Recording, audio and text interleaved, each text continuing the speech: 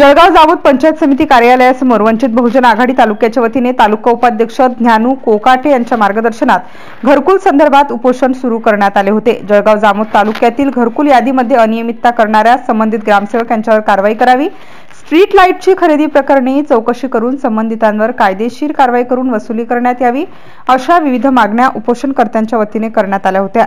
13 August पासून तालुका वंचित बहुजन आघाडीच्या वतीने सुरू करण्यात आलेल्या या उपोषणाची सांगता 16 ऑगस्ट रोजी प्रशासनाच्या वतीने लेखी आश्वासनानंतर करण्यात आली।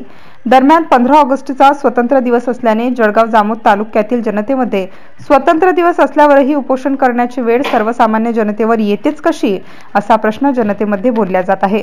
यावेळी विस्तार अधिकारी संदीप मोरे, डॉक्टर सतीश शिरस्कार, सुनील बोदडे, पार्वताबाई इंगळे, पंकज नागपुरे, रतन नाईक यांच्यासह वंचितचे असंख्य पदाधिकारी व कार्यकर्ते मोठ्या संख्येने उपस्थित होते। MCN न्यूज मराठीकरिता श्रीकृष्ण सानिसे बाबर, जळगाव। दिनांक 13 ऑगस्ट 2024 रोजी पळशी सुपो येथील ज्ञानेश्वर कोकाटे वंचित बहुजन आघाडी तालुका उपाध्यक्ष व त्यांचे पळशी सुपो येथील सहकारी 13 तारखेपासून पंचायत समिती कार्यालयासमोर आमरण उपोषणात बसलेला आहे। आज त्यांचा 4था दिवस आहे, तरी सुद्धा या निकरगट्ट प्रशासनाला या उपोषणकर्त्याची जाण नाही। काल 15 ऑगस्ट असून सुद्धा या ठिकाणी प्रशासनातील एकही अधिकारी फिरकटला नाही किंवा या उपोषणाची काही त्यांना देणं गेलं नाही असं या माध्यमातून दिसते। या जळगाव शहरामध्ये 15 ऑगस्टच्या दिवशी 4 ते 5 मंडप उपोषणकर्त्यांचे होते।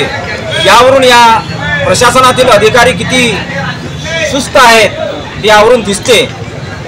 म्हणून आज आम्ही या उपोषण मंडपात येऊन सांगू इच्छितो की या निगरगट्ट प्रशासनाला जागे करण्यासाठी वंचित बहुजन आघाडी तालुका जळगाव जामोद यांना एक निवेदन देऊन एक आमचे शिष्टमंडळ भेटणार आहे आणि जागा करणार आहे की यापुढचं आंदोलन आम्ही आता हे वेगळ्या पद्धतीनं करू, रस्त्यावर उतरू, तरी या आमरण उपोषणकर्त्यांना न्याय मिळवून देऊ। कारण की यामध्ये हे काही कोणाला रोजगार मागत नसून हे स्वतःचे घरकुलं मागतात की ज्या ग्रामसेवकाने त्या प्रतीक्षा यादीमध्ये अनियमितता करून या वंचित लाभार्थ्यांवर अन्याय केला, त्या वंचित लाभार्थ्यांना जोपर्यंत घरकुलाचा लाभ मिळत नाही तोपर्यंत वंचित बहुजन आघाडी या उपोषणकर्त्याच्या पाठीशी खंबीरपणे उभे राहील, एवढंच या माध्यमातून सांगतो।